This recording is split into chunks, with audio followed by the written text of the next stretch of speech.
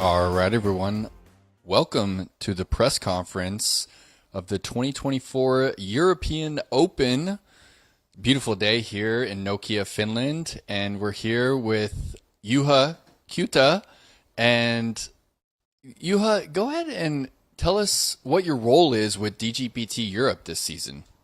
I'm a media director for DGPT Europe. So basically, making sure that the media here in Europe is delivered to you, to home, both live and post-production, with together with MDG Media and Wholesale Studios in Helsinki.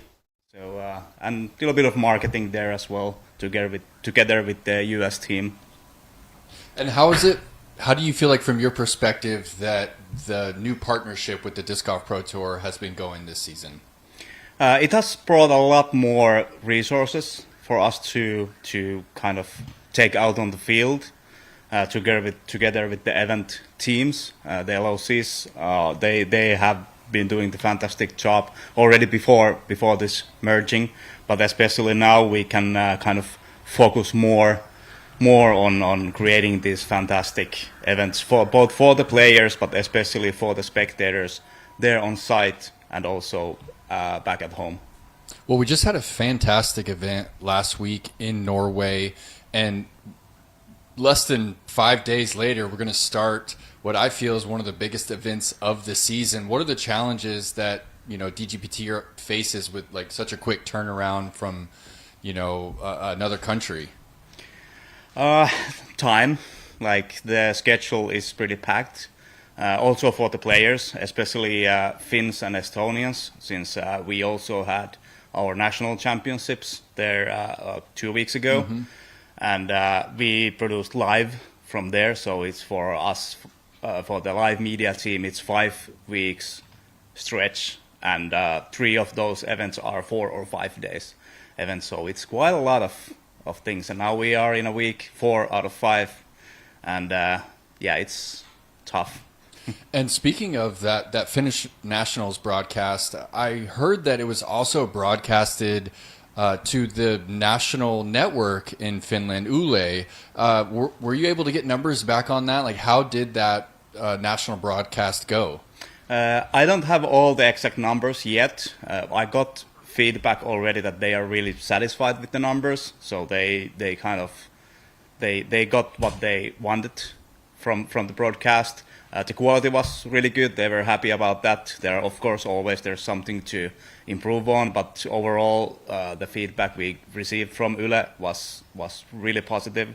I should get the numbers pretty soon, and but let's just say that we are already talking about future broadcasts as well. So that's great. Good. That's great news. Yeah. And my next question: do you feel like there's space for a disc golf broadcast to be in the language of Finland, rather than Finns tuning into DGN in English? Like, do you think that there's a market for Finnish subscribers to be able to hear their native language when they tune in? There should be, at least later, maybe not right now. The numbers that I looked from the Yle Arena, the streaming actual app, what they have and the service, we had the pretty much same numbers or even higher than DGPT has on their YouTube account. So, and it's only Finnish people watching. Like round 1 had 50,000-60,000 views on FPO, for example, which is pretty much the same that DGPT events have. So the audience is there, and I see that there's a high chance of getting like DGN broadcast on your own language as well in the future. Cool. Well, good luck this weekend, Juha. Here's Brian Earhart with a couple more for you. Thank you, Nate. Hello, Juha. I had another question about Yle and kind of the relationship that got the championship on the network. Was it an easy sell to get disc golf on the network? Did the network come to you guys to get the broadcast? It has been a multi-year progress. Actually, Jussi Meresmaa and the Spin 18 team already, I think 10 years ago, they had European Championships broadcasted there. the final holes from here. It was a different setup at that time. And this has been, I think it's been pitched to them like 4 years already that, maybe you should invest in disc golf since it's almost the national sport of Finland.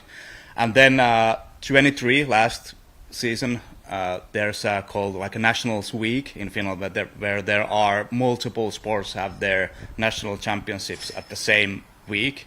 And Yle had the rights to that, all the media rights for that week, and disc golf was part of it. So it kind of came in from there, and we already talked at that time, like if everything goes well, we will continue in the future years, and everything went more than better, and we could actually sign this year's deal quite soon after that. Well, then another follow-up question there. When Yle goes out there, do they use cameramen and camerawomen who are disc golfers and are familiar with the sport of disc golf? Is it your crew that films it and they take the footage? What is that like? It's all 100% our DGN crew who is doing. So over here it's MDG, some of our DGN guys and girls doing the work. The exact words were like, we can't do this, you know what you are doing, so we want to buy the service from you. I want to talk about the other course. We're here at Nokia, but in Tampere there's the Monster over there at Tampere Disc Golf Center. A lot tighter of a course in regards to woods and kind of shut off areas for spectators. Was it a challenge to figure out a media strategy of how to film that course? We filmed post-productions there already a few years ago, a couple of live broadcasts as well. It is not as challenging as you might think, like media-wise. The fairways are quite, I don't want to say simple, but it's easy to reach everywhere with the camera. A couple of really challenging holes, like the submarine hole, hole 18, but now there is a great grandstand for the camera operator back there. But I think it's really good for cameras. You can film it well. You can at home you can see like all the lines of the disc and the fairway as well. So it's not that challenging as it first sounds like. One of my favorite elements at Nokia is right on hole number 1. There's a big screen with a catch cam broadcasting to that screen so the fans can watch the disc come in. Is there anything else like that on the rest of these holes, or anything out there at Tampere kind of like that yet? Not yet, I'd say, but this is like Jussi stated on the podcast a couple of days ago. This is a good warm up for the Worlds, and I'm quite sure we will see some really interesting things at least on the Worlds next year. Juha, thank you so much for your time. Thank you, Brian. And we'll be right back in just a few.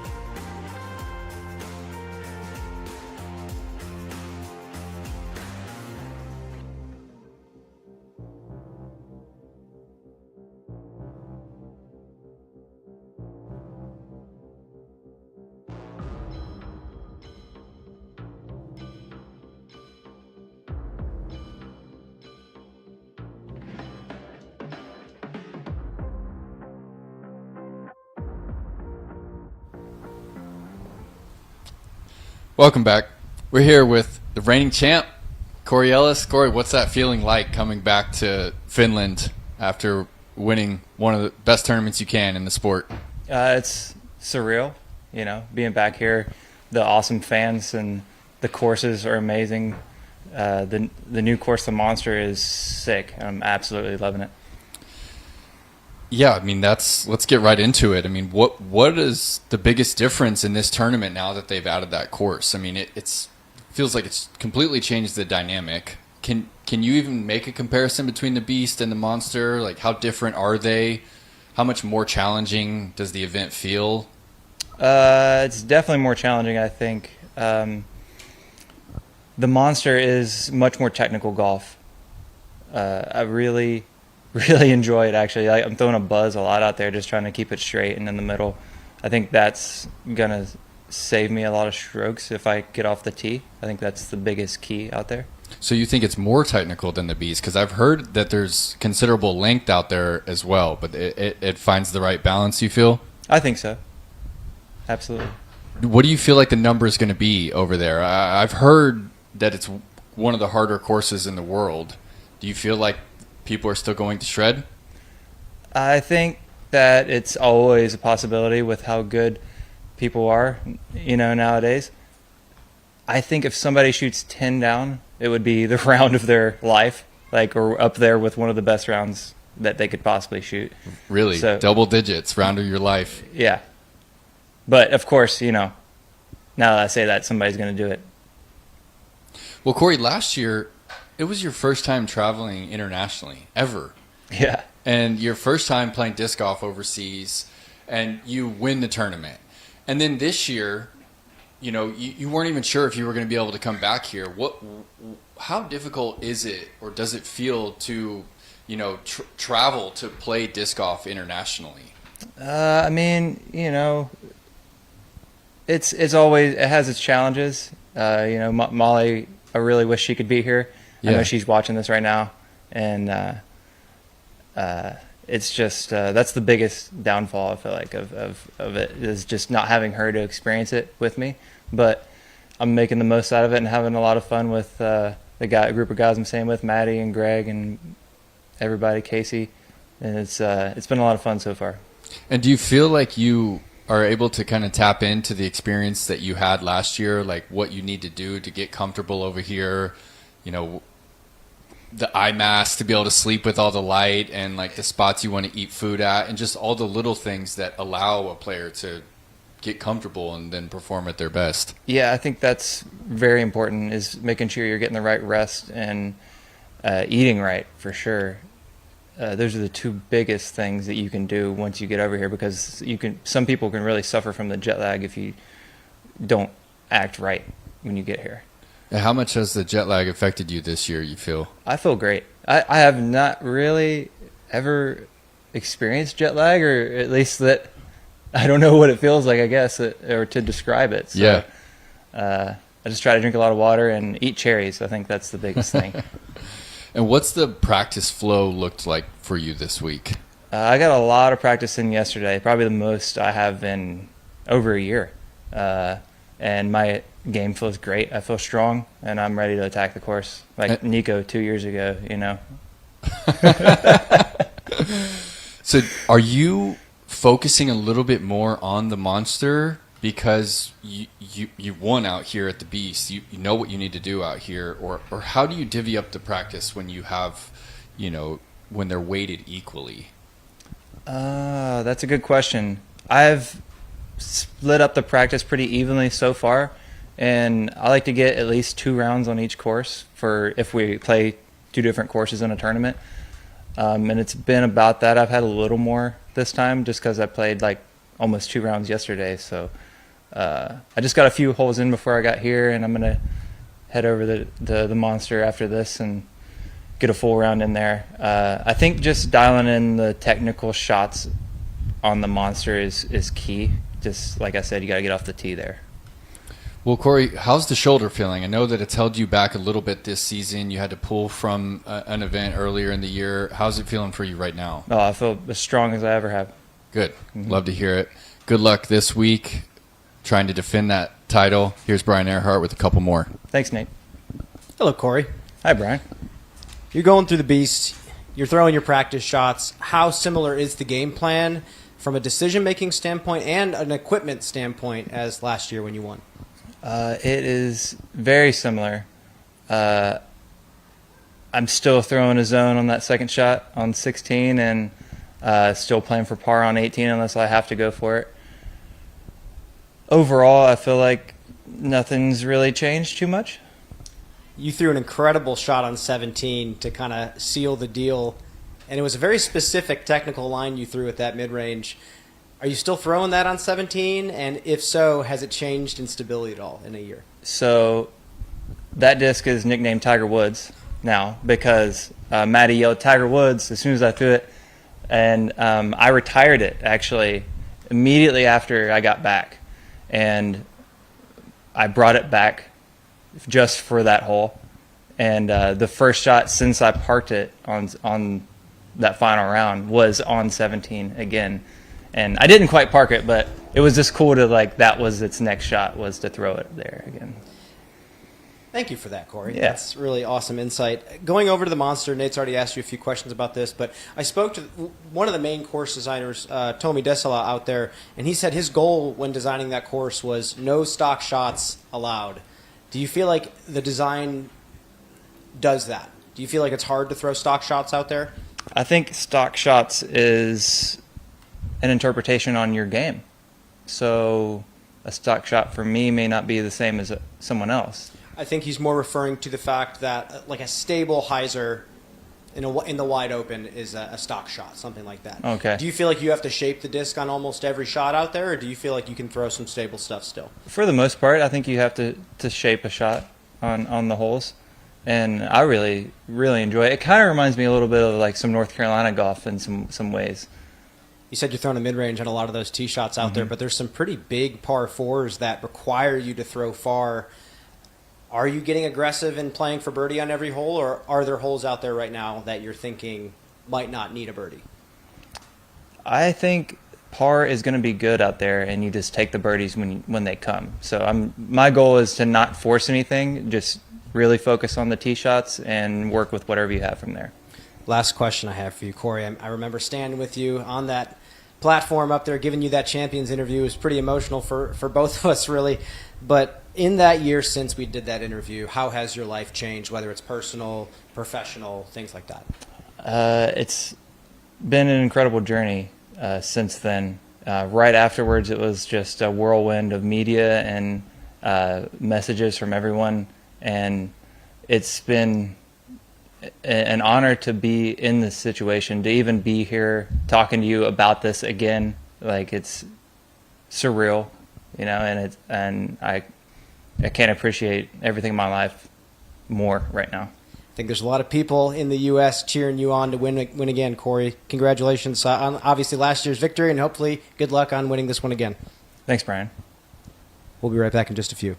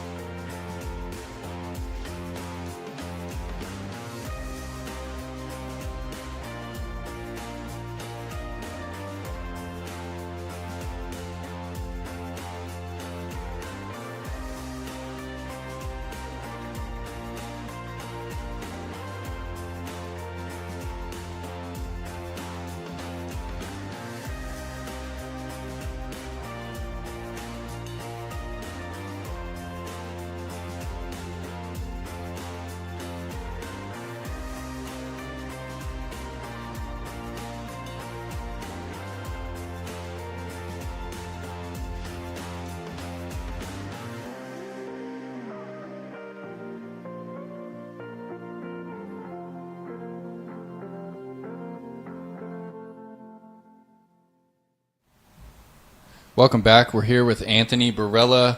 AB, I'm going to get right to it. What does it feel like to be back here, to go stand over there in the spot where it all went down on hole number 16? How are you feeling? I'm just excited to be out here, and really just being at this course, it just feels so real. You feel like a real professional player, and then I'm just excited to play in front of the crowds this week. Yeah, can you elaborate on what you mean about the professional feeling that you get out here?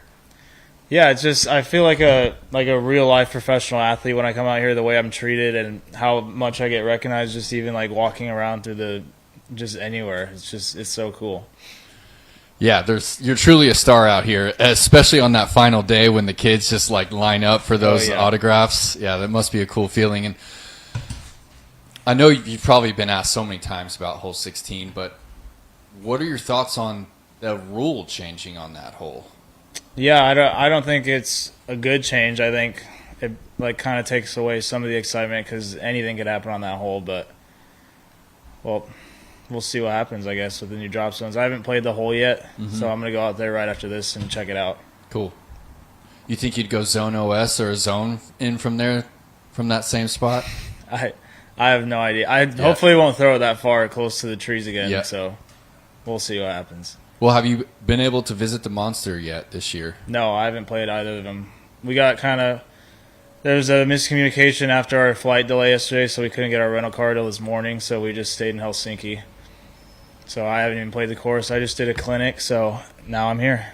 Now we're going to start practicing. Sorry to interrupt you. When you have a travel issue like that, like how much pressure does it put on you about, the amount of practice that you're getting? Are you at all concerned that you're not going to get enough time in at both courses when something like that happens? It is a little concerning, but I've already played this course so many times last season, so I don't think there's any changes besides hole 16, so I'm not too worried about that one. I'm just going to try to get a few extra rounds in at Tampa Bay Disc Golf Center. Cool. And how do you feel like your game's at right now? Obviously, just won your 4th Elite Series at Des Moines. Where were you at in Norway, mentally and physically with your game? Yeah, I used last week as just some time to get used to the time change and stuff because I really struggled with that last year.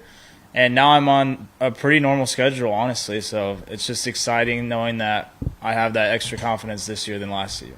And what did that look like, preparing for that? You said you struggled with this change in the time, like getting to sleep. How did you change your travel plans or adjust to that this year before the Norway event? This year I stayed up for, I think it was like 48 hours straight, and then just like on last Tuesday I went to bed at like 10 o'clock, just like a normal time, and then that really helped. Whereas last year I was up till 5 in the morning every single day, couldn't sleep, and then slept till like 1, went straight to the course. That's brutal. Yeah, it's hard to do.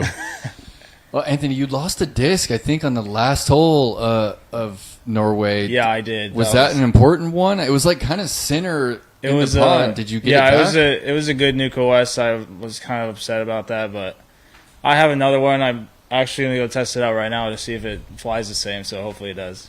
Well, can you talk about the challenges that aspect of playing international brings? Like, you come over here, you can bring a bag and only so many extra discs. Yeah. Like, is it difficult for you personally to kind of leave all those extras behind? Of course, yeah. I only brought 2 backup discs. I brought an extra Nuke OS and then an extra Nuke, and then I brought like 20 putters to give away to the fans because I thought that was cool. Everyone was throwing out discs at the end, so I didn't really plan on losing any discs, but oh well.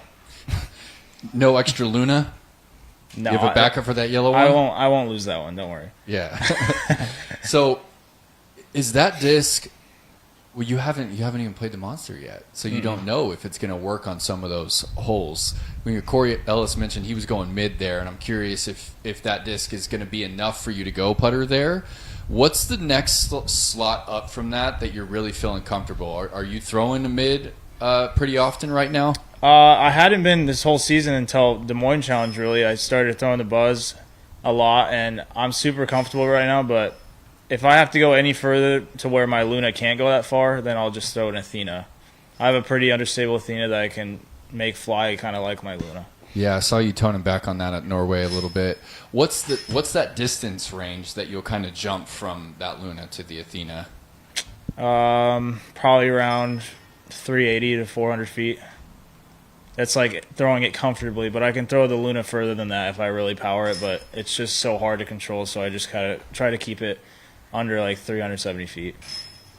And AB, what part of your game do you feel like you need to kind of perform better than normal to take this event down this weekend? My sidearm has definitely been lacking recently, so I just really need to throw good sidearm shots. My backhand feels great, my putt feels great. So if I can just get the sidearm right, I feel like I should have a chance to win. Oh, is there a specific shot with the sidearm that's been causing you trouble? Is it the far end of it or the touchier stuff? It's like the touchier, like I would say 250 to 350 sidearm is just, I have like a problem. I keep yanking it, and I just need to get that figured out and just tone it down a little bit. Well, thanks, Anthony. Here's Brian Earhart with a couple more. Sweet. Hello, Anthony. Hello, Brian. Hello. A couple questions for you. Piggybacking off of Nate's question about the sidearm, I ask a lot of players this. Are you technical at all with the forehand in regards to technique? When you need to work on the forehand, is it a form thing, or do you just go through trial and error out in the field? It's usually just like a feel thing. Like lately, I haven't been using my wrist enough, and it's causing like some wobble and some like grip lock issues. So it's really just like trial and error, honestly. Just a focus thing. Yeah. You got called up by Paul Ulibarri to the President's Cup team, Yeah. and you're playing tomorrow against Finland. It should be an incredible matchup. It seems like a lot of the players on the Europe team are peaking right now on the NPO and FPO side. How excited for the event are you? I'm so excited. I've always dreamed of playing the President's Cup. I've been watching it almost since it started. I think like 2010 was the first time I watched it, or 2009, and it's just been a dream of mine, and it's finally come true. Are you more excited to win a President's Cup or a European Open? I mean, for the country, it's a pretty big deal, but I don't know if anything could top the European Open for me. One last question for you. Obviously, you're not going to get a ton of practice on the other course. How okay playing courses relatively blind are you? Do you enjoy doing something like that? I don't usually enjoy it, but I promise you I'll get 2 or 3 rounds in tomorrow. I'll make it work. Anthony, thank you so much for your Yeah. time. We'll see you out there tomorrow. Thank you.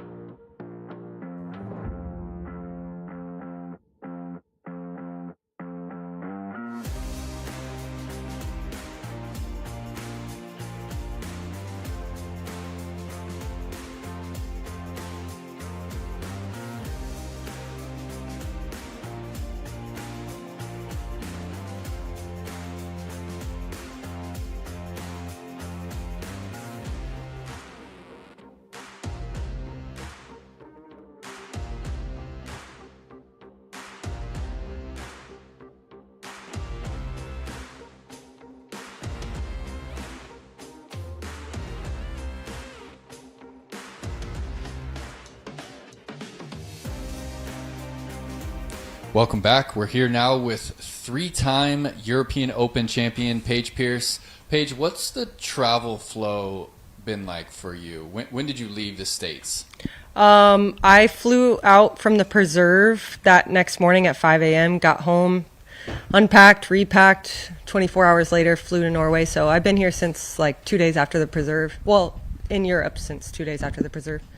And how do you pick and choose, like, hey, I'm not going to play in, was it Des Moines? Yeah. And, you know, how do you choose between those Elite Series events? Yeah, it used to not be something that we had to do to choose, but now like that's kind of like the beauty of our growing sport is like we have choices to make now, and I think that's really cool to be able to like look at the PDJ live scoring and see like 5 different tournaments that I want to watch my friends compete at. So for me, I base it on like what's going to make my travel flow the easiest, what's going to make me the least tired.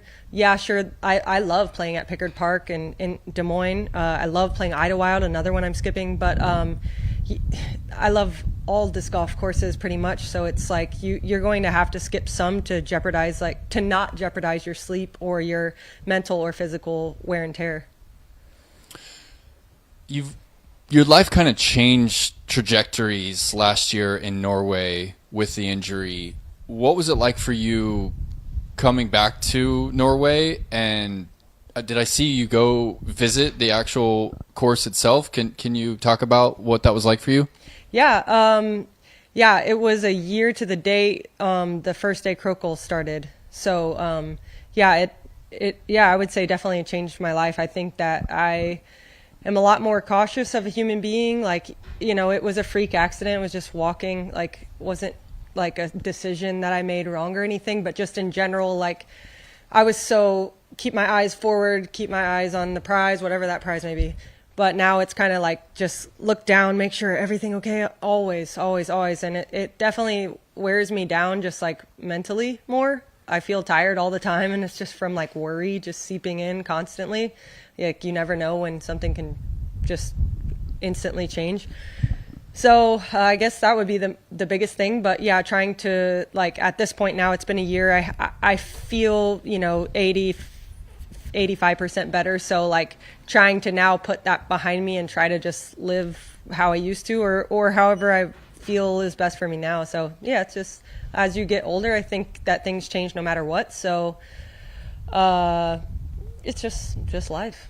And you visited the property, Oh, right? yeah, sorry. Yes, I did. I went back and I've met those guys and like really connected with them. It really did feel like family, and like for it to feel like, you know, this like possibly career ending thing happening there. And like, I could just feel that they were sad that it happened there and all that. And I didn't even get to finish the course. So I wanted to see the course again, see them again, and just like, you know, give them a hug basically and just say like, I don't blame you. I don't blame your country. I don't blame your bridge, whoever built the bridge. Like, this is a beautiful course. You guys are great friends to me. And like, you know, I wanted to move past it as well. So just kind of like making peace with that bridge and walking over it. Did they destroy the bridge? Did they build a different one? No, they said they were going to burn it.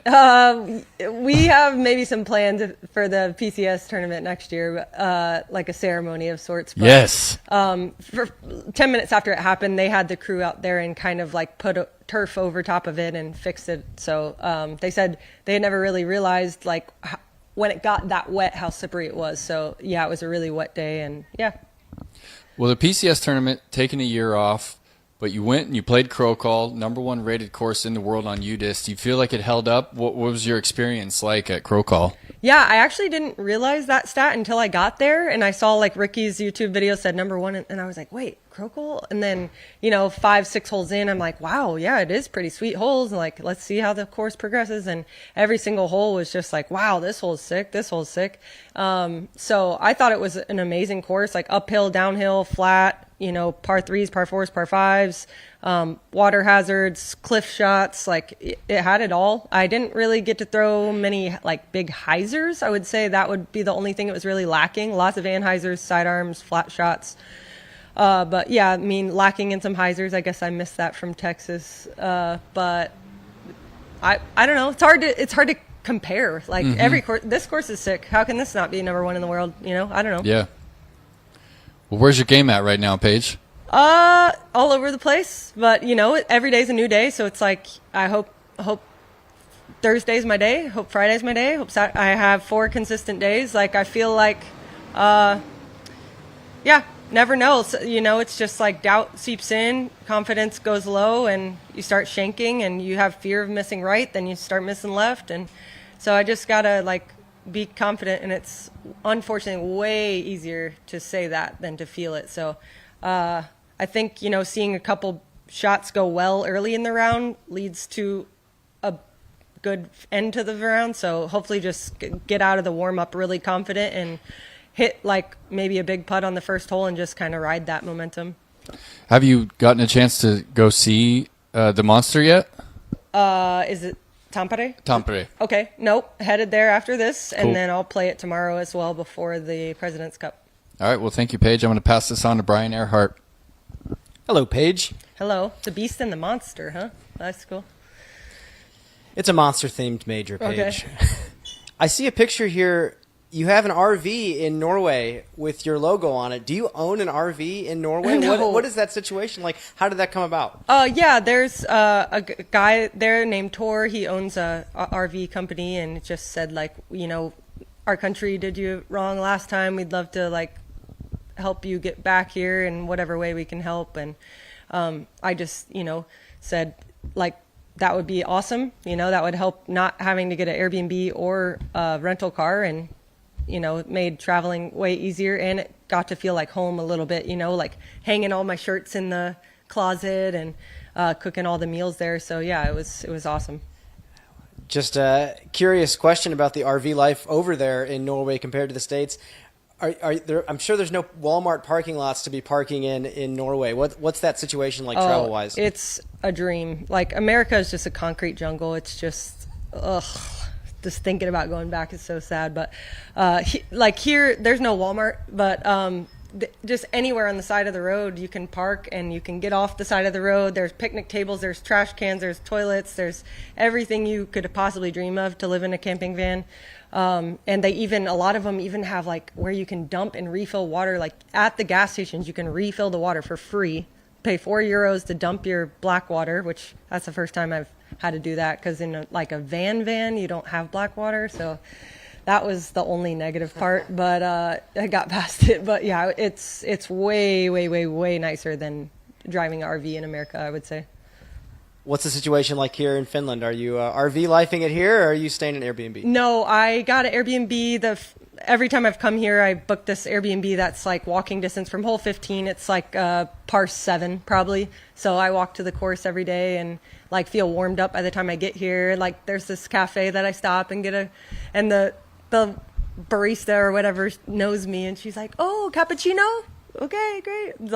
It's just part of my warm up, and by the time I get here I feel warmed up. But now with this year playing the Beast as well, I did actually rent a car this year, the Monster, so to have to drive over there. But yeah, it's a great situation. Again, I have a cooktop, and I can eat well while I'm here and not spend as much money. So yeah, it's great.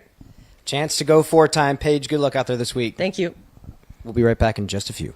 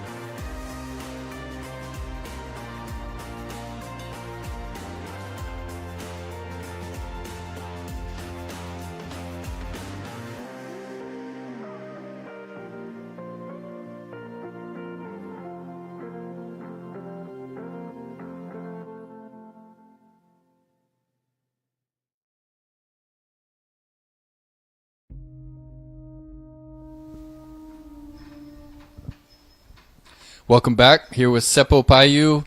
Seppo, when you announced your retirement, I have to say I was blindsided, and I was actually a little bit emotional because you were one of my favorite players to watch. And it's just sad that you're not playing competitively anymore. For me as a fan and just a friend, and how has your life been since you officially retired from competitive disc golf? It has been very good, thank you. It has been more easy, even though I have become a father. It still feels really easy compared to being a professional disc golfer. For a long time, I dedicated like 15 years out of my life for disc golf, full time, all the time. So it was a good choice, a good timing for that to happen, and my life has been very good and easy-ish with the kid. Well, congratulations on that, next milestone in your life. Thank you. Do you have a disc in his hand yet? Yeah, he has one favorite disc actually. He keeps it in his hand all the time. You recently ran a Disc Golf Pro Tour Elite Series event in Turku. How did that event go for you? Really good. We got basically nothing but positive feedback. Turku Open has been going around for 3 years now, and this year we took a big step with becoming a Disc Golf Pro Tour, so obviously we had to take a big step, and I feel like we were really successful with it, but there are of course plenty of things that we can do better, and we have already applied for 2025 season, so looking forward to the future of that tournament. Yeah, you feel like Turku will fit in with the Disc Golf Pro Tour next summer? Yeah, that's what we're trying, and everything we did, it's definitely up there with all the other European events. And what role did you play in that tournament? Are you designing the course at all over there? Elaborate on that. That was probably my biggest part of the tournament, the course design and pretty much everything that goes around it, like fencing the area for spectators, putting OB lines in the exact spots, basket locations. We had almost 100% of the course brand new for this year, so it was actually a lot of work. But of course, there's a lot of things that I was involved with, but the course was my main thing. Are there courses around the world that you kind of drew some inspiration from for the style of course that you presented at Turku? Not really, I couldn't say so, because usually when I'm doing course designs, I'm just trying to get the best out of the area. It doesn't really allow for inspiration even from other places, because you're just trying to do the best for that area. And that's how it became, and definitely we got a lot of good feedback on it. Good. Well, Seppo, you played in an era where not a lot of international players used to come over to Europe and compete, and then you were still playing when that story began to shift a little bit, with Americans coming over to compete here in Europe. What is it like for you to see now how deep these fields are, and how it's almost evenly matched between Americans and Europeans here at this weekend's major? It is great to see how much they appreciate it, and Finland, Jussi especially, has done a lot of work for that to happen, and it really shows for like us having the World Championships next year. So it's really nice to see the appreciation, and we want to make great things for disc golf here. Well, what is your role this week, Seppo? I'm here mostly for the President's Cup tomorrow, for being the captain for Team Europe. That's my main thing. Other than that, I'll be doing a little bit of YouTube. But we actually did a Joe Mess practice round this morning, which was super fun. And we have a lot of team members here from Prodigy, so I'll be helping them if they need some help. And do you already have your lineup set for tomorrow? Pretty much. I still have some things to think about, but I'm pretty set on the order of the players I'm going to put them in. All right, and my last one for you, I'm going to put you on the spot. Who's going to be the best finishing European this year at the major? One name only. Just give me one. Okay. Top finisher. I'm gonna go with Niklas Anttila. All right. He has been so impressive for a long time, and I think he can still get even bigger wins than he has already achieved. And this is a major week in Finland, so looks about right. Thanks, Seppo. Here's Brian Earhart with a couple more. Hello, Seppo. Hello. Great to see you again. You too. You're going against Paul Ulibarri, who's the captain of Team USA, and you and Paul, I believe, played in a President's Cup together for the first time in 2011. That's right. Against each other. Talk about that experience from your perspective, and as a player, how it felt for the first time, and now as a captain. It honestly felt surreal. Like coming to this place, it felt so much bigger than almost anything that I had experienced in disc golf, and then being in the elite of your continent, playing against all the best Americans, it felt unreal, and it still does, being the captain. But yeah, the first time as a player was definitely crazy. Now, as a captain, is it a proud feeling to lead a team that seems to all be peaking right now? I mean, the men's players, I think it was Jakub, Niklas, and Vino went 2, 3, 4 at Krokl, and Kristin won at Krokl, and then Eveliina won at the Finnish Mauri Nationals. Vilman has been hot recently. He was your pick, wasn't Yes. he? Talk about Mauri and why you chose him. It was somewhat of a obvious pick because Mauri has been clutch. He has won a lot of tournaments in the last couple of years, and last year, I think, halfway through the season, he was playing like 1050 average. And this format needs clutch people, and Mauri is one of them, so that's why I picked him. Seppo, thank you so much for your time, and we will see you out there tomorrow. Thank you. We'll be right back in just a few.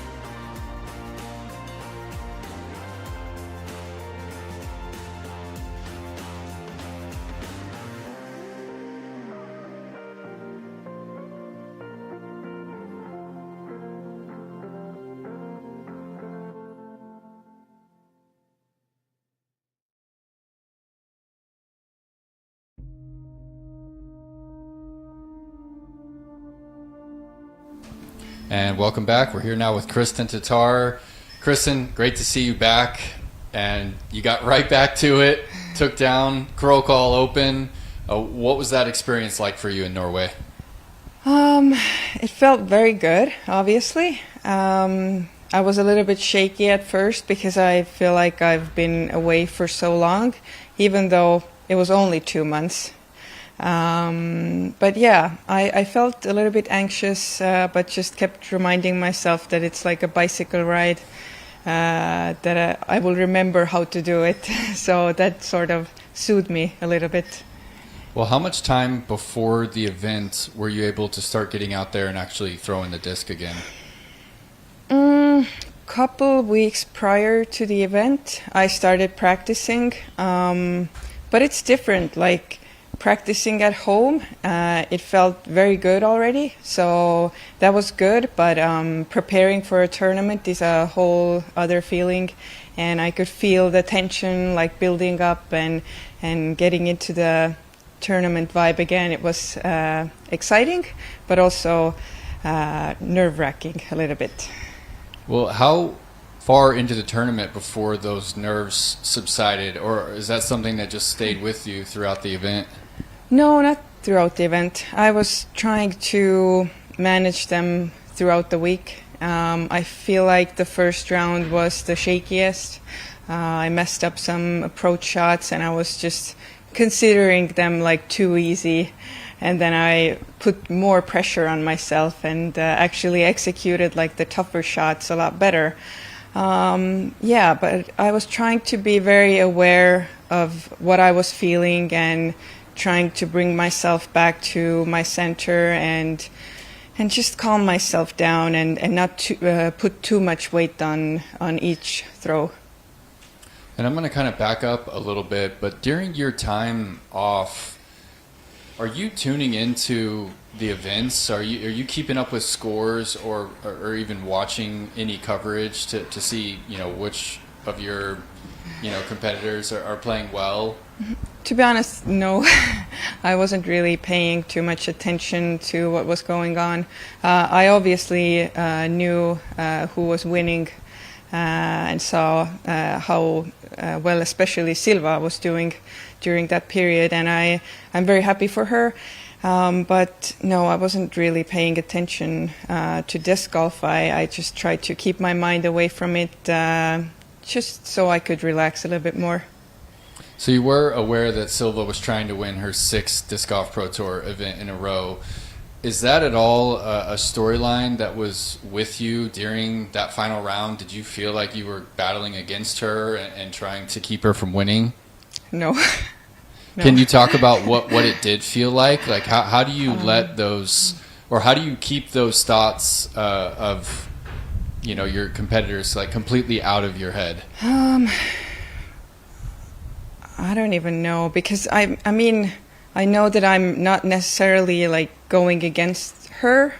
I'm out there against myself and the course basically, and trying to execute my shots as well as I can. And who will be determined the winner, we don't know. A lot of us have a super good skill set, and the only way I can win, I feel like, is just to focus on myself. And if I start to think about other players and what they're doing on the course, I feel like I could go crazy. And I'm very happy for Silva, and I was just super happy to be able to be on the course again and to play with her. I think her skills are amazing, and it was really fun to battle it out. Well, thank you, Kristin, and we're all very happy to have you back with us. And here's Brian Earhart with some more for you. Thank you. Hello, Kristin. Hey. A couple questions for you. During those 2 months, during the rib injury, what did you do to pass the time? Did you go stir crazy having to sit still for so long? Yes, I was going kind of crazy. It's a lot harder to rest than one could think, because I couldn't really do anything active. I was just like walking around and being relaxed and calm, but not going out for runs and playing disc golf or doing sudden movements. All of that was out of the question, and so I just tried to focus on my inner world to cope with the situation, because I think injuries are pretty tough for athletes. So I just tried to learn what this situation was coming to teach me, and just trying to stay relaxed and not think about like missing out on anything, but just taking this time as a necessary thing for myself. I know this was a tough period of time for you, but were there any good things to take from the stillness of being home? Oh, for sure. I got to spend some time with my friends and go out on a beach in my hometown, which is my hometown is known for, in Estonia. And I got to see Isabel finish her 4th grade. So I had some really good time at home. I got one more off this course question before we get into the golf this week. You did a clinic for the president of Estonia. Were you nervous before that, and how did it go? I wasn't nervous at all, to be honest. He's a great guy. Actually Silver was supposed to do it but he was competing. I can't remember the tournament, and he passed the task to me, and I couldn't really throw because I was injured. But I talked everybody through it. There were some children from the veterans of the war, and the president as well, and they all were eager to learn, and I think we made some new fans out there. Coming back to this course here at the Beast, you played so well last year. I believe you averaged 1,000 for the entire week. Are the shots the same for you? Decision making the same? Equipment the same as last year when you won? Yes, pretty much. I feel like I know Nokia's course pretty good. I think I will be more aggressive on hole 16 maybe. But I don't think that there are any other changes that I'm going to make. Maybe lay up on hole 3. I was going for it last year every round, but yeah, maybe this year not. A little bit more conservative on that one.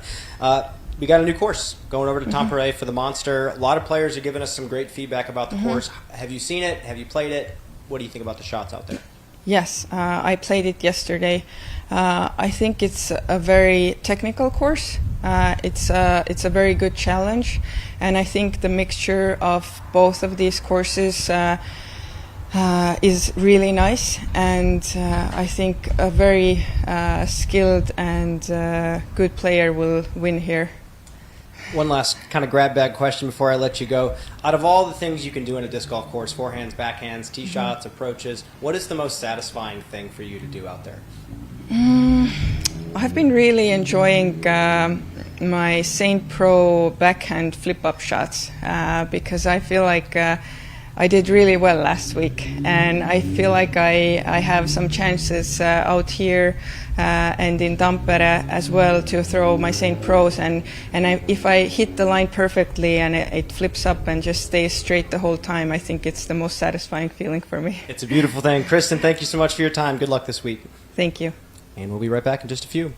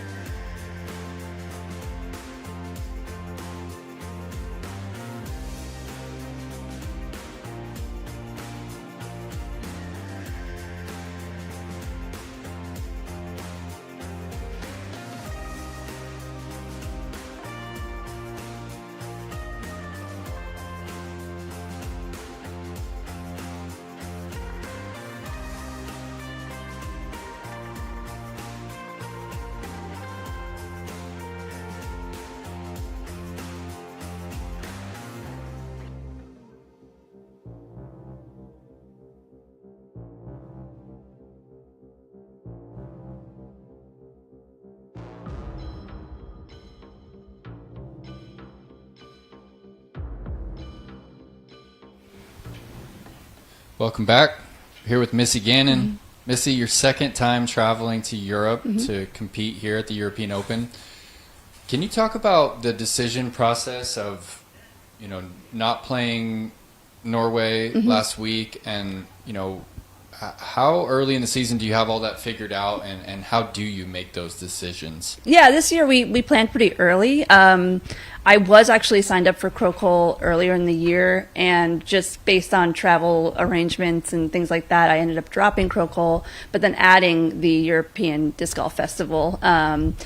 Once I found out that was where the major is going to be next year, so I figured this would be a good chance for me to take a look at that course and just, minimize, try not to make it such a big trip. I have dogs and stuff like that, so I didn't want to, be over here too long. So that was really what drove that decision. So what did the flow look like? You played Des Moines, and then where are the pups at? Yeah, so we booked it all the way from Des Moines to New York, so that we could leave the dogs with family, also get to see family for like a day and a half, and then have a direct flight out of New York City. So it actually worked out really well, and in the long run, it was, I think it saved us money and all of those things. So yeah. And so, what's your practice flow looked like since you arrived on Friday? You got 2 at the Beast, just 1 at Tampere. Do you feel like that's enough for you, or are you going to practice the Monster one more time? Yeah, actually, opposite. I practiced the Monster twice because I hadn't played that course before. I tried to play last year for fun, but we got rained on, so we ended up leaving early. So I wanted to prioritize the Monster. I heard that it was really difficult and a lot of decision making out there, so I wanted to make sure I got there first and got really detailed practice in there. And then since I've played here before at the Beast, I got 1 round in early this morning, threw a lot of shots over, threw multiple shots on every hole, and then I'll get 9 of the holes in tomorrow for President's Cup. So yeah, I think I feel pretty prepared. And can you give us your take on the Monster? It's hard. It's so good. I love the mix of open and wooded, tight OB. You can't just throw it wherever you want. You have to be controlled, but also have distance. So I feel like, honestly, it suits me pretty well. And also, just having my expectations in check. You're not going to birdie every hole out there. And so, you just have to minimize the mistakes and keep it in the fairway. So, yeah, I have a really solid game plan going into the Monster. And how hard is it really? Do you feel like, FPO is going to be shooting double digits out there, or do you think that it's going to be tough to shoot under par? I never really know. I think it's going to be really difficult to get to double digits in one round. But you never know. You could just be on and maybe the wind will be down. It kind of depends on the wind too. The fairways are wooded, but I think the wind really does have an impact out there. So there's a couple of holes with huge mounds that the basket's placed on, and so kind of baits you into running putts that maybe you shouldn't. So I think you just have to really have a really strong mental game and a good game plan, and kind of be prepared for all the different scenarios. And do you find that the talk amongst competitors that they're welcoming this new course? We've played the Beast since this event has began, and now it's the first time we're adding a new course, playing it twice. Do you feel like it complements the Beast pretty well? Yeah, I definitely do. And I think that it's good practice for next year. World is going to be here, and so it's getting a good look at it ahead of time. And so I always welcome having that insight going into a World Championship for the next year. Cool, Missy. Thank you so much. And here's Brian Earhart. Thank you. Hello, Missy. Hey, Brian. You talked about those mound greens over there. I believe it was on hole 6 and hole 18. When you stepped up to those tee pads, I mean, you've probably seen pictures of them. Did you feel awestruck when you saw them? Yeah, kind of. I mean, 18 is pretty, iconic, and that's just like a double tier, which is really cool. Hole 6, I in practice, I kind of threw right onto the side hill somehow. I don't know how it stuck up there, but you're like on your tippy toes in a straddle stance, and you're just looking straight up at the sky, from 20 feet, and it looks like it's a million feet in front of you. So yeah, you just have to be confident on those ones, and it's really cool to see all of those cool holes in person. A lot of players saying it feels like they're a true pro athlete when they step up to a course like the Beast or a course like Tampere. Is that how you kind of feel when you step up to that new course this year? Yeah, I think so. It's such a great challenge. It's going to challenge all facets of the game, your mental game, your all different shot shapes and shot selection. So it's going to be a real test for the entire field. You are currently number 1 in the Disc Golf Pro Tour standings, and I know you said you wanted to get off to a hot start this season. Yeah. This is about as hot of a start as you can get. How are you feeling right now, confidence-wise, physicality-wise, going into this major championship? Yeah, I feel good. Nothing really ailing me, just a little bit of soreness. I threw a lot of shots at both of these courses, so I'm really going to try to take it easy going into President's Cup tomorrow, just try to take my recovery time seriously and get ready for day one. Outside of disc golf, how is Europe treating you? How have you been enjoying your time? Really good. Last year I feel like I was overwhelmed by the entire kind of all of it, that I didn't really explore as much as I wanted to. And so this year I really wanted to make that a priority, to be able to actually enjoy and take part in what the city has to offer. And so we've been going out to dinner and doing all of those things, walking around, going to the little beaches that are nearby, and so really just trying to maximize our time here. Missy, thank you so much for your time. Good luck this week. Thank you. We'll be right back in just a few.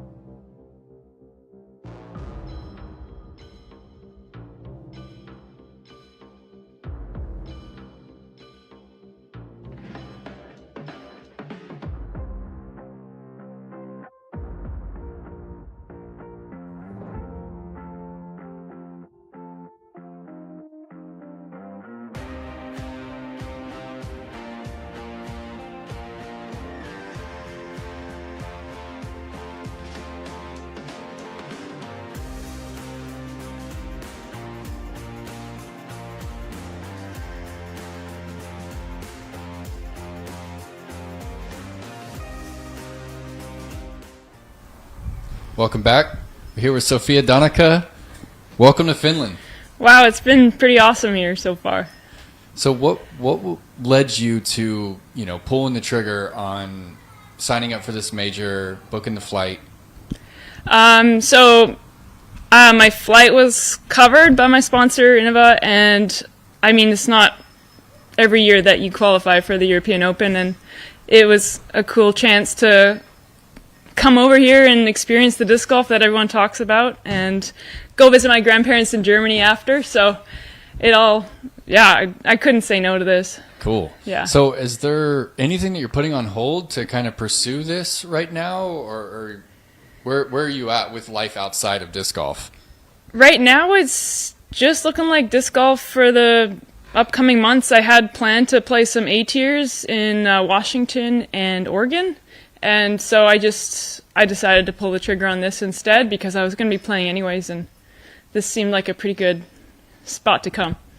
Well, I was just talking to you off camera, and no expectations. You're saying you might shoot even par at both courses. I think you said that at Portland. Then you shot 10 under par. Yeah, but I think even par is better here, maybe, than Portland. I don't know. The courses feel pretty challenging. I think it's important to feel dialed off the tee and not try and like save your mistakes and play hero shots, and that's sort of something I've been working on. So hopefully I can play smart out there, and hopefully I'm feeling good on the tee. That's, I think, the most important thing on at least the Monster. I'm halfway through my first round of the Beast, so okay, we'll see. So you've gotten time in at the Monster. What's your overall take on the course? It's the prettiest course I've ever played, I would say. It's going to look amazing on camera probably as well, but in person it's just a magical place. You're just immersed in the woods. You don't know where you are in the woods, but it's just this beautiful hole, and the greens are so scenic, and it's the most beautiful course I've played for sure. And what part of your game do you feel like it's challenging? It feels like it's a lot of like straight shots that have subtle changes in where you need to finish the disc.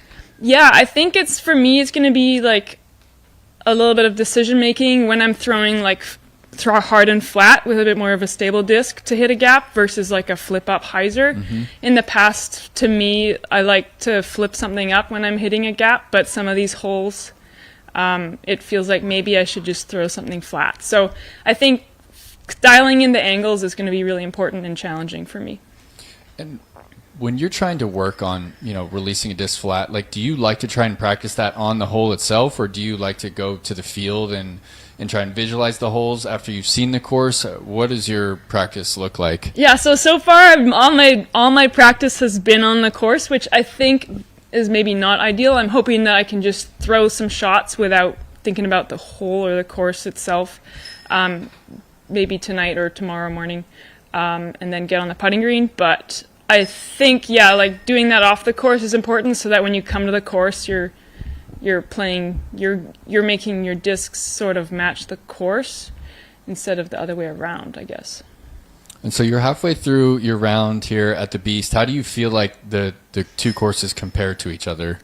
I would say, the Monster is very beautiful. It feels like this walk in a magical forest. And then this course, it feels a little bit more like a mix, like park golf, I guess, a little bit. Like there's it's a good variety of holes. Holes where they're wide open, but you gotta land not an OB. Whereas the other course, there's more tight landing zones on every hole, maybe. So I don't know. So far, they're pretty different, which is nice.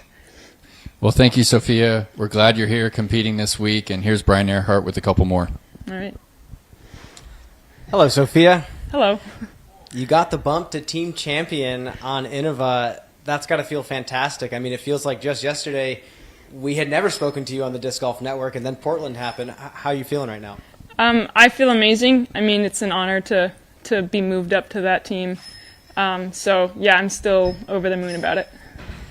We're here in Europe now after the big bump, the big promotion. I want to know, how is everything outside of the course? We just talked about both courses and how you feel about them. But this is your first time in this area, correct? Yeah, it's my first time in Northern Europe. I spent part of my life in Germany, so it actually feels familiar in a way. It feels like a trip down memory lane in a different city, obviously. But I've been loving it. There's so many running and cycling trails, so I can just, from my Airbnb, do a million different runs if I wanted to, and it feels great because some towns in North America, there's just no infrastructure like this. So here it just feels like you could get around by foot so easily. So, yeah.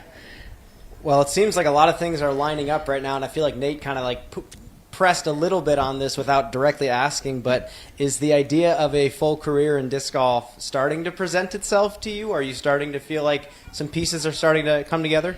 Yeah, I'm sort of I'm kind of waiting and seeing, and things are kind of falling into place for that. So I think I'm thinking about it for next year for sure. Yeah. Coming into this event, what in your game needs to come together if you want to, pull off a big victory this week? Yeah, so I think a lot of the greens are more protected than on a golf course. So, and you need a sidearm. So I think those two things need to come together. I've done a lot of work on my sidearm for the last few weeks that I've had at home, and now it's just about executing it during competition and on different challenging holes, not just your easy home course, that you know so well. And then the upshots, just making good decisions and playing to my strengths instead of like having an idea of what you want to do, but like knowing what you can do instead. So I think those two things are going to help me a lot.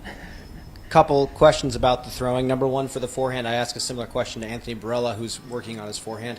How do you work on your forehand? Is it just trial and error in the field?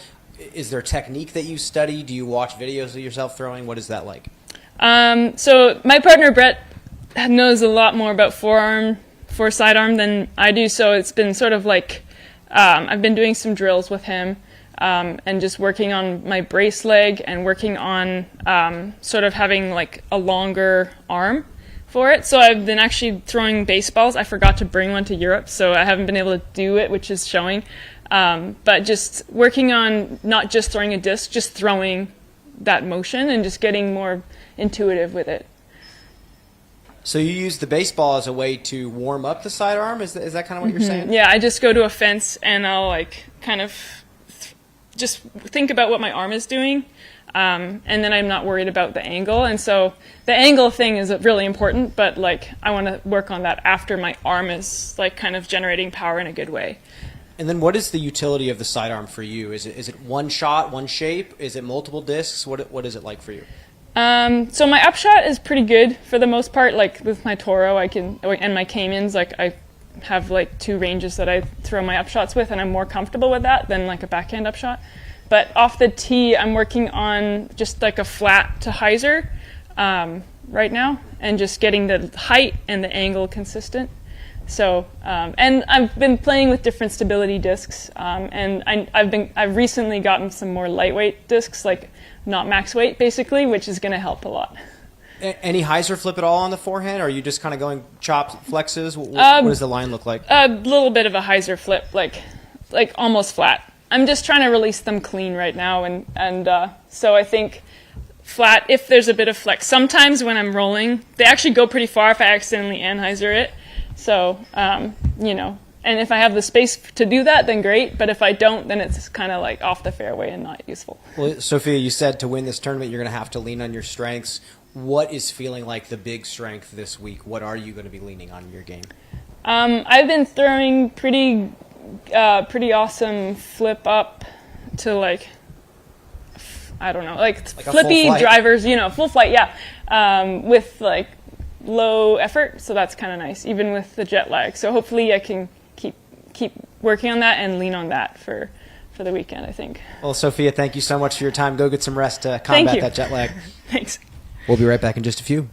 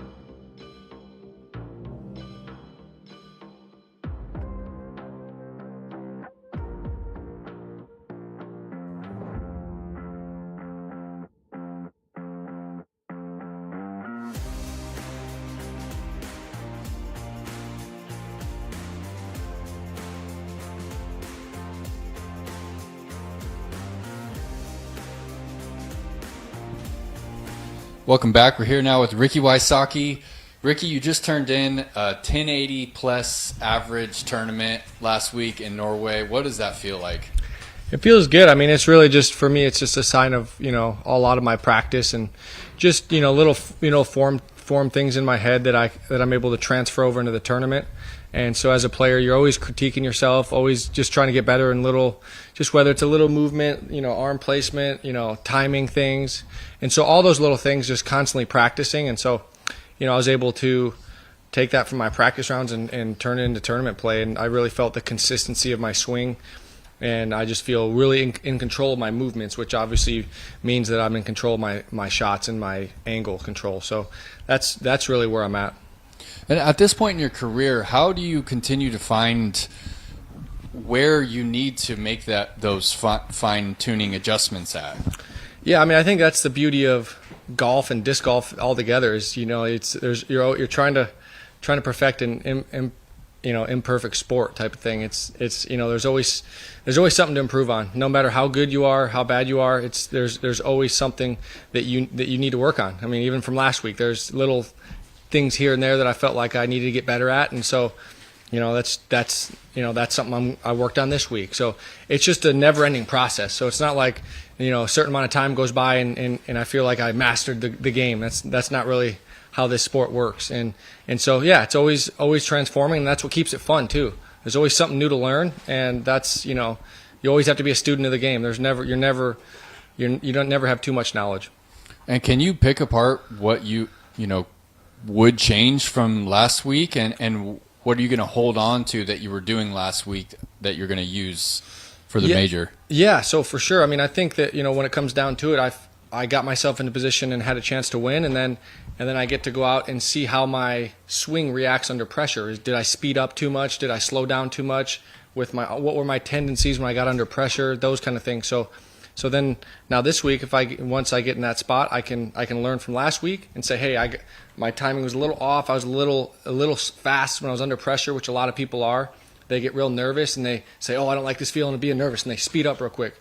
And that's early release sometimes. So just those little things like that, maintaining that slow, balanced swing and not speeding up when you're under pressure, that's one thing. And then, yeah, a couple times with my form, I like to lead with my elbow. And so if I don't lead with my elbow, it causes me to kind of just round or whatever you want to call it, so it early releases. But if I lead with my elbow, I get a nice clean line and clean spin on the disc. And so I just I didn't do that a couple times. I was able to save par when I didn't do it, but I'm trying to get that feel right every single throw. And so what's the practice flow look like for you? You finished the tournament on Sunday. Tournament here starts Thursday. How are you trying to divvy up the days? Yeah, so I actually came to Finland after the Swedish Open. So I came straight here on the off week, but I was able to get a couple rounds in at Tampere Disc Golf Center and around here at the Beast. So I was getting practice in. So I don't need to rush. Obviously, I'm going to still play disc golf, still get my reps in, but it's not like I feel like I have to get a bunch of rounds in to get the feel for these holes. I already have the feel, and it's just kind of making sure I got the right disc still, and that disc flies exactly how I want it on that hole type of thing. So yeah, get the extra week of practice after the Swedish Open helped a lot. I don't feel like I'm rushed and have to play a bunch of holes. And so I'm going to just do some ice bath later. They have a little swimming hall. I'm going to go jump in the ice bath and get ready for the President's Cup tomorrow. And you've been playing this tournament for many years, Ricky. Like, what kind of memories do you have out here? How close to victory have you been, and do you remember the spots that you did well? Do you remember the spots that you kind of failed at in the past? Yeah, I mean, this course has a ton of history. I mean, there's so many years. I love that when you can have a major championship like this, and the viewer and the player can refer back to certain holes. Course records stay pretty much the same. This course is the exact same, and I love that. I think we need more of that in our sport. We need, instead of changing 3 or 4 baskets, now the whole course record thing is different. Let's have some tradition. I think that's something that they got here, and I hope we can keep that. And so I really like that fact. But as far as I've been lead card final round multiple times out here, and just was never able to get over that hump. It's challenging. I love the fact that we got 2 courses now as well too. You got kind of the OB USDGC style course over here at the Beast, and then you got the more wooded, a lot harder to score at Tampere Disc Golf Center. More, not as much OB, but just natural out of bounds with a lot of tree-lined fairways, and there's scores are going to be a lot.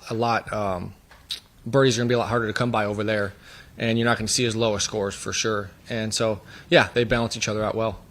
Well, Rick, because it's a major coming up, there's some stats being thrown around about how long it's been since your last major victory. You've got to go all the way back to 2017. Is that something that's in your mind at all heading into this week?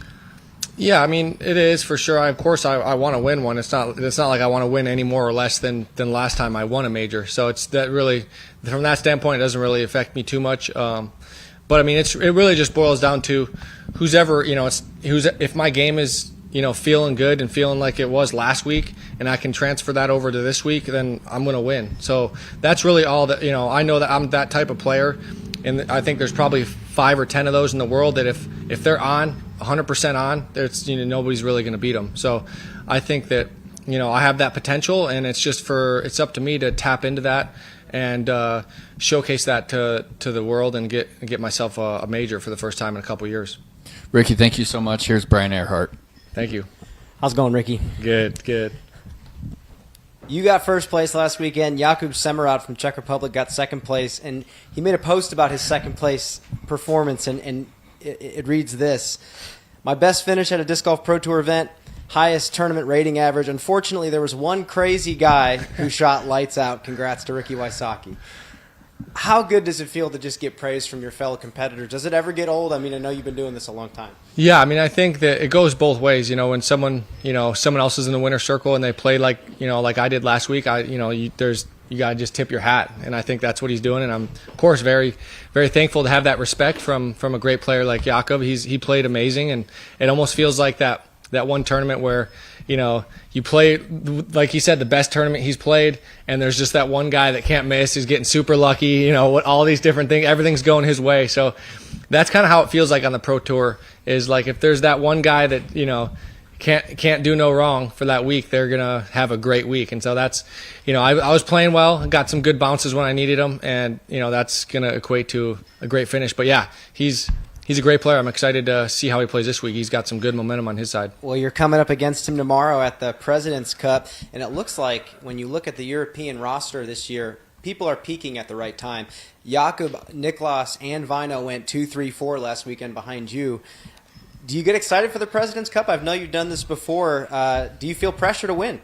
Yeah, I mean, definitely. I mean, anytime we are undefeated and we have never lost. So you step up to the tournament, you already have that target on your back. They don't have anything to lose. They've lost every year, and they're coming out to win. That's the biggest thing out here is we play to win. At the top level, there's nothing else to play for, especially when there's only 2 teams. It's U.S. versus Europe, and so it's a whole different kind of pressure. We want to win for the fans. We want to win for our team. We want to win for the captain, Paul Yuli, and so it's more like you don't want to be a part of that first team that loses. You want to just keep the trend going, and so it's a lot of pressure, but I like it. I enjoy it, and they do have a really good team. If it comes down to a playoff, if there's some sort of sudden death scenario, the captain chooses one player for a 16, 17, 18 playoff.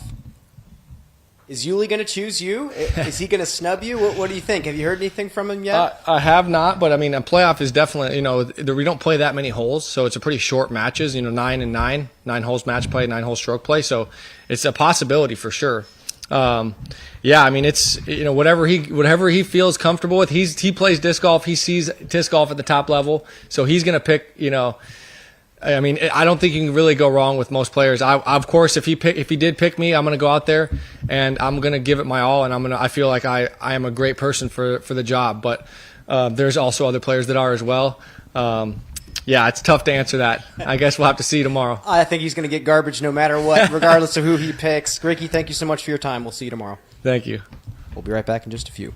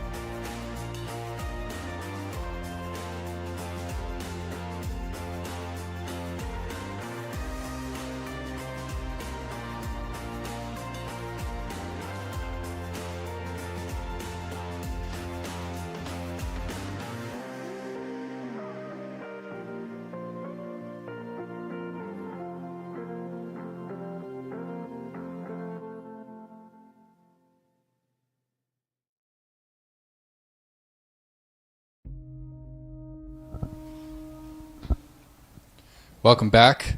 Here now with Gannon Buhr. Gannon, first time traveling to Europe to play disc golf. What's the experience been like for you? It's awesome. It's I've said before, it's very professional over here. I think they take things very seriously. I just had a signing session at Power Grip, and the amount of kids that showed up was crazy. And so I think the youth over here is just so involved in disc golf, and the percentage of kids that play disc golf over here is crazy, and you just see them everywhere. I mean, I was just walking to Subway today in a mall, and this guy comes up on a bike, and he's like, hey, it's time for the European Open already. I'm like, I guess everyone in the town just knows what's happening. It's pretty cool. That's such a cool feeling, man. I mean, it wasn't too long ago that you were that kid lining up for autographs. I mean, it's got to feel pretty special. I want to talk to you about Norway first before we get to here. What was the experience like? I know that you said that you felt like it was the most beautiful course you'd ever played. Yeah, for sure. It was such a fun course. It was awesome. I mean, the property was amazing, and I think they did the best job they could with the property they had, like utilizing all the hills and the water features on a couple holes.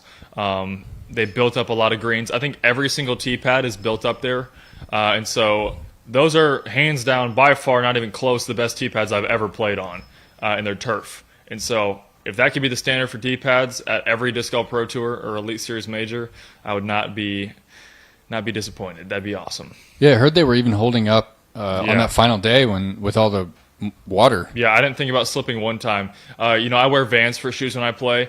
And I know a lot of other players do as well, but I get some crap sometimes about, just wear some better shoes, you won't slip as much. But we have, I've seen tons of other players slipping as well on the same tee pads I'm slipping on, and I didn't see one slip the entire week on those. I didn't have to even think about it, no matter how muddy my shoe was, no matter how muddy the box was. They just did a very well job of, the turf was just, it was different. It was like stiffer turf with still like long bristles, and it was incredible. Well, what were you able to take away from your performance at Norway last week? I had a really disappointing finish. I finished bogey, par, triple, and I had pretty much the podium locked up. I played really solid all throughout the final round, even though I started off kind of rough. And I mean, I really just threw what it felt like is I threw a lot of decent shots toward the end that just would put me in a really bad position where I had to go for something or whatever. And 18 unfolded really quickly. My drive flipped over OB. I felt like I caught a bad gust of wind halfway down the fairway. It was looking good, and then just turned over and then never crossed back in bounds. Threw a upshot, tried to save par. Then had a bad footing on a hillside looking down. Threw that in the water. Then threw my shot long. I had to lay it for the 8, and that hurt a lot. I'm still thinking about it a little bit, but we got to move on. My game isn't quite where I want it. It still doesn't feel really that great on the backhand side of things. So I've been working on that a little bit. But, even I guess in kind of almost feels like my slump of the year, I still have, my last 3 tournaments were 5th, 3rd, 7th. And with that 7th place, not really even feeling like that. So yeah. I think I've kind of always kind of felt this way, especially this year recently though. But if my game feels really good, I have a great chance of winning. And, it just has to get to that point. And so I have to kind of fix through a couple things that maybe aren't feeling as good. My putting's been pretty solid these last 3 months, basically. That's helped me, I think, stay consistent. I know my Circle 1 percentage, I think, is the highest I've ever had on the Pro Tour, which is awesome. It's up from last year, and that's just important. Well, what specifically are you trying to work through with your backhand, and what does that look like? Are you doing that on the course or going out to the field? Probably just the course. I haven't really found any fields yet, but I'm just trying to get a little more comfortable. I've kind of almost lost my Anheuser release. I'm still really good at it, but it doesn't feel quite as dialed as it used to. I think it's because over the last couple months, I've gravitated toward kind of starting at Portland actually. My bag was in a weird spot where I had a really overstable PD2, I had a straighter PD2, and then I didn't have a stable DD3. I just had a flippy DD3, and that's what I threw all over Portland. And so my straight PD2, it doesn't really go that far. It's more of a control disc. And so I need that DD3 for extra distance. And what I was doing was just throwing my flippy DD3 on hyzer. And I just hyzer release after hyzer release. And I was getting a lot of distance. I was playing well, but over a couple weeks, maybe month time, your body kind of starts to adjust to what you've been doing. And then you kind of, I feel lose a little bit what you had in the past. And so, I've always thought about maybe tweaking my game in certain ways to improve my skill and stuff like that. But it's not worth risking or giving up what you're really good at. You know, I always think maybe I could throw further, maybe I could be more accurate. And obviously those things are all true, but like I got to keep what I have, especially being the highest rated player in the world now. There's really, you know, obviously there's stuff that I would like to have from other people, like people's touch and stuff, but like I said, I got to keep what I'm good at. Well, again, you're talking about the PD2 and the DD3. I've heard that the Monster is a little bit more geared toward the mid and the fairway. Talk about like which discs you're really leaning on out there at that new property that they've added. Yeah, I think there's a lot of par fours where I go placement PD2 off the tee, especially the beginning because it's a little more open at the beginning of the course. I just played it for the first time today. It was amazing. I throw my really overstable PD2, place it about 500 feet down the fairway, and then I'm throwing a lot of my PD on a lot of holes. I can throw that about 500 feet as well, and it can shape any line I want. I throw it a ton out here at the Beast as well.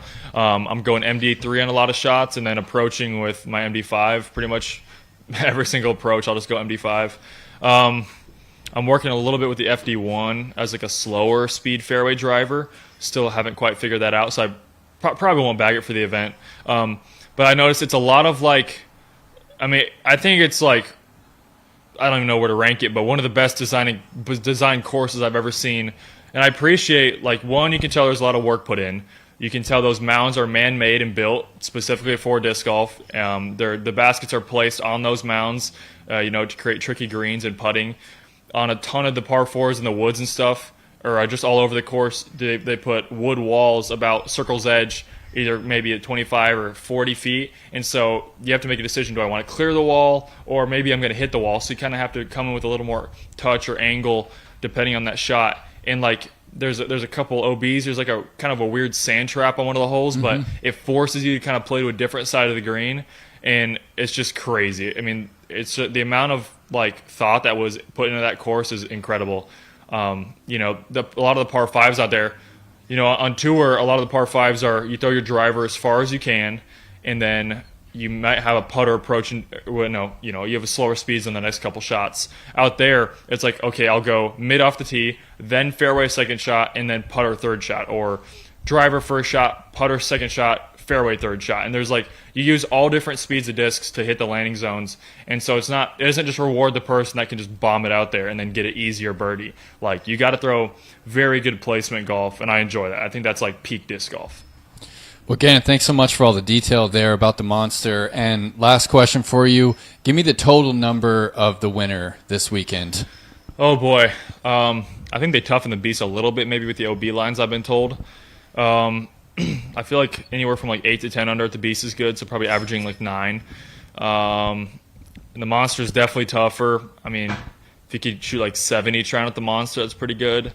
And then, we usually predict this, and it's always about 5 strokes worse than we think. So I feel like, I don't know, I'm probably thinking around 30. 30 cool. Could probably win. Cool. It's just going to be tough. If you have one bad round, having to make that back up at the Monster or even at the Beast is just going to be so hard because you'll be pushing. And this course rewards people that I feel like are aggressive but are really in tune with their game. So Ricky is looking very scary. Well, Gannon, thank you so much, and best of luck this week. Thanks.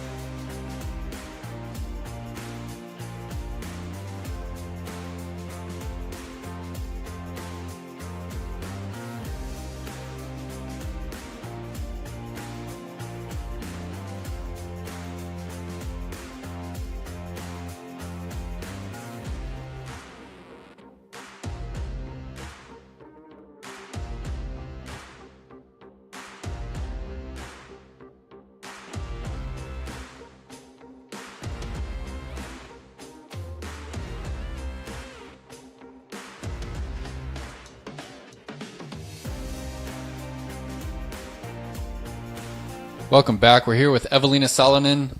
Eveliina, first I need to congratulate you on your 5th Finnish national title a couple weeks back. How did it feel to take that tournament down? Thank you so much. It's always big thing to Finnish people, so it was cool. Yeah, what does that tournament mean to you? I mean, how do you compare it to like an Elite Series, title to be able to hoist the one of the tougher trophies in Finland?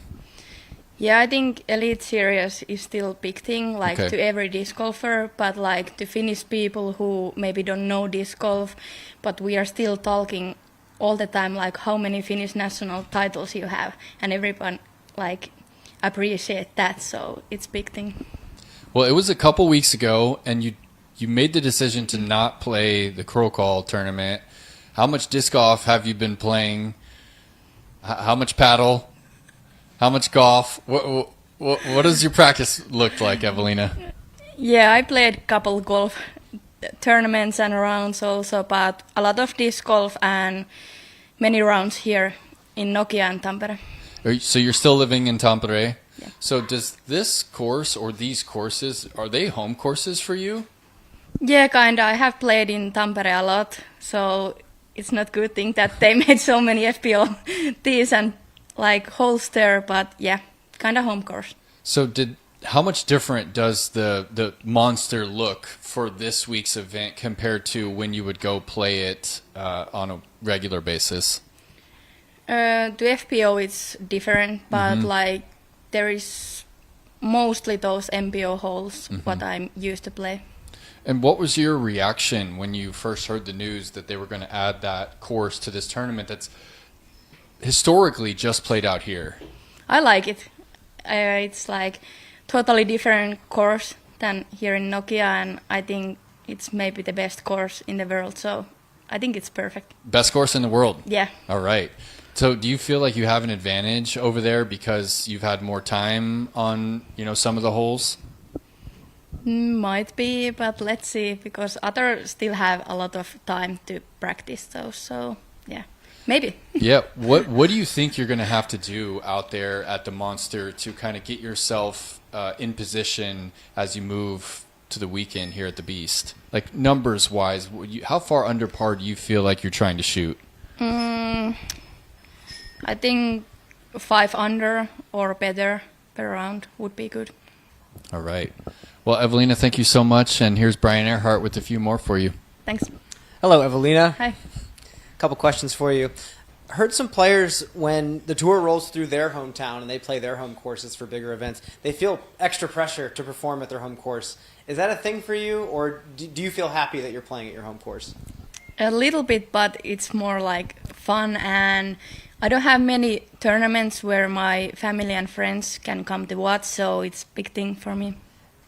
Do you get excited when they come out to watch you? Does it make you play better, or do you feel like they make things a little bit more nerve-wracking? I don't know. We'll see. Well, Eveliina, I just want to ask you, with Tampere being your hometown and this course being one of your home courses, how much time have you spent out there? Do you go out there and just hang out there for the day and then practice a little bit and stay there? Like, what is your relationship with that course? Yeah, I have played so many practice rounds there, and like it's easily the best course out here. So if we are playing somewhere, it's usually Tampere or Nokia. So I have played there a lot. What is your favorite hole out there to throw? What is your favorite shape to throw out there? There's so many, but like starting from hole 1 or hole 18, those are like super good holes. I asked a similar question to Kristin, but for you, you're playing some great golf right now. You finished national champion. You won the chess.com. Right now in your disc golf game, what shot feels the most satisfying to throw for you? Maybe full drive with my destroyers. It's always so fun to throw. Thank you so much, Eveliina. Here's Andrew Gum. Thank you. Hi, Eveliina. Hi. Tomorrow you'll represent your Europe in the President's Cup. What is that experience like, and what does it mean to you to do that? Yeah, it's always a big honor to represent Europe, and I hope this year is our time. And you've already won a major this year. What would it mean to take another one down here in your homeland? it would be so big and great. Like it's one of my goals. Like I want to win this one and Worlds. So those two are left. Okay, good luck and enjoy. Thank you. We'll be right back in just a few. Thank you.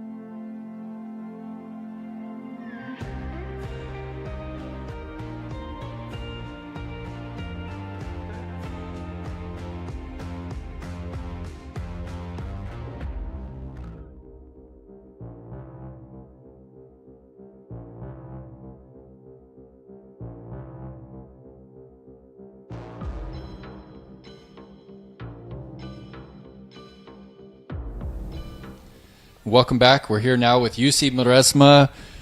Jussi, the first time I came to Finland, you took James Conrad and I not to the Beast, but you took us to the Tampere Disc Golf Center, and you shared with us what was your baby at the time. And you said that it was your vision to have the World Championships at the Beast and the Tampere Disc Golf Center. And now here we are, European Open. The monster has been added to the tournament, and it's one of the biggest stories of this event. Can you talk about what it means to you in this tournament to add that course this year? Well, first of all, I need to say that the idea of having a real natural pro level course was more than 10 years ago, but it was really hard to find an area in Tampere region for that course, and eventually, like 10 years ago, we were able to secure that area, and that's when the whole idea started. Okay, let's build something different. And I've been companioned by Tommi Vesala, who is he became the lead designer of that place. I originally started that project. I invited him to join me. He's a left-handed player, so we were kind of a good combination when we started to carve out the course. Obviously, the meaning of the Tampere Disc Golf Center is huge, because that was kind of the real Kickstarter for us to even apply or bid for the World Championships. And it's been now, the course has been open 6 years. So we have had already Finnish nationals there, multiple our Pro Tour events. But really the designing and everything started a few years before that. So it's not a new thing, but obviously, at least I didn't want to introduce something that is not ready. And I think this is it. Now we're ready for that course. Well, when you first were walking us through it, you said that you built the course with the intention of Simon and Eagle proofing the course. Do you feel like you have done that? And since you've put it in the ground, what kind of changes have you and Tommi made out there to make it ready for a major? Well, that was back in 2017 and 18 when we were building and designing the course, and it was kind of obvious that that was the time that disc golf started to really take off, and players like Simon and Eagle back then were kind of redesigning the design, and it was pretty obvious that we really wanted to achieve something that can test the time. I mean, whether it's 5 or 10 years.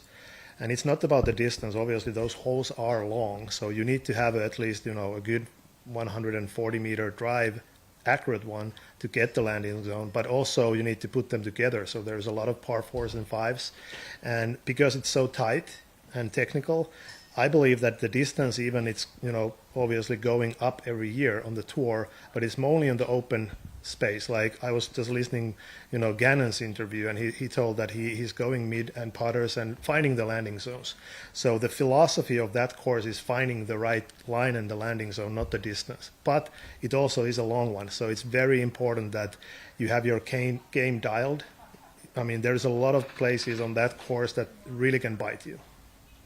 I didn't know if I answered the question, but no, you did. You answered it great. And my next question has to do with the schedule of the tournament. Was it clear to you guys from the beginning when you added Tampere that you were going to start the tournament there and finish it here? And why was that? Well, first of all, moving this tournament into 2 layouts and 2 courses was obvious after we got the world's decision. Nokia can host 5, 6, even 7,000 spectators here. It's impossible in Tampere, so it would be a disservice to this tournament to start Nokia and end up in Tampere. Mm-hmm. Even I'm more interested to see how Thursday and Friday goes this time, but we really need to take the the customers and spectators also in mind, and that is the only way how we can run this tournament. Jussi, who's going to be the best finishing European this year? And do you think this is the year that Europe finally takes it away from the United States in both the President's Cup and also in the actual tournament itself? Yeah, I mean, we will have a President's Cup related announcement tomorrow coming, so you need to wait for that. But cool. I would say that since the beginning of the President's Cup, it's been always my kind of a dream to finally have that moment that an underdog wins. And I mean, every year we are kind of hoping for that. And typically the President's Cup goes that when we go to this first round, the stroke play, typically Europe comes out strong. But it's still there is like a secret level that American players have when you go to the match play version. But I think that the Europeans has finally caught up with that level. So anything can happen. It's only 9 holes per round, so it's a short format, like Ricky said. So I think that we're going to see something very interesting tomorrow, and there is definitely a hope that Europe will win this time. All right, Jussi, thank you so much, and best of luck with everything you have going on for this week's major. Here's Brian Earhart. Hello, Jussi. Hey. A few questions for you. First one, a little bit lighter question. You walked up to Isaac Robinson on hole number 6 at the Monster and asked to see one of his discs out of his bag so you could show him how to play hole number 6, and you put it under the basket pretty much. Do you ever long to compete again, or is that long behind you? Yeah, I made the decision. So I was a pro player, and I was really into it. And back in 2015, I was actually playing the Australian champion, Aussie Open. It was a major event. I was also responsible for the media, kind of a guiding Jomes there. So I realized in that tournament that you can't be everything. You need to choose. Especially nowadays in pro disc golf, there is no other option. If you want to be the best player in the world, there is no option. You need to be a disc golfer. So I kind of find myself in an area that I can push the sport more when I'm off the course, building these stages and running these tournaments. So my playing days are professionally over, but of course I enjoy disc golf a lot. So I would say that after 2015, when I stopped playing professionally, I've been enjoying disc golf even more. But it's a different thing. I don't think that I'm going to come back when I'm in any level, because I think that I have made a decision that I'm dedicated to make the sport better outside the course. Thank you for that, Jussi. And I want to ask about the Tampere Disc Golf Center a little bit more. I heard a rumor that course potentially might not be around forever as well. Is that true? Is that just a rumor? What is the future for that course looking like as well?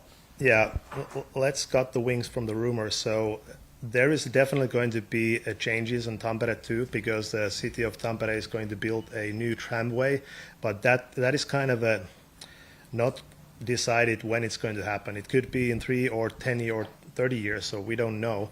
Eventually, the golf course right next to us will move, so that has been decided. But it's also been decided that the disc golf course will stay. What kind of a disc golf course we have beyond 2026, we don't know. But I'm pretty confident that we are able to have a major level layout there also in the coming years. And then piggybacking on top of that, I mean, you design so many courses and you do so much for disc golf here in Finland and in Europe, but Finland only has so much land, so to speak. With all the land that's left that doesn't have disc golf, do you still have properties or pieces of land that you're keeping your eye on? Well, I mean, actually Finland has a lot of land, unused, forest land, and I think that we just crossed a couple weeks ago 1,000 official disc golf courses in Finland, which is, I think it's a mind-boggling. When I started this sport back in 1994, I think my home course, which was a 9-holer in the city of Tampere, was the 5th course. And now, 995 courses later, here we are. It's kind of crazy to even think about it. And this is a country of 5.3 million people. And so our course service level is pretty high. But still, we can have many courses. There is different levels. But what comes to these kind of a real pro disc golf courses, I think that every bigger city should have at least one of them. And obviously, courses like Monsters, you don't really have everywhere because it's not even, a right course for most of the players. But of course, for these kind of major events, it's very important that Finland has at least a couple of places for those. Jussi, thank you so much for your time, and I'm sure we'll see you out there all over the place this weekend, so we'll see you out there. Thank you. I can't wait. And with that, we're wrapping things up. The President's Cup begins tomorrow afternoon.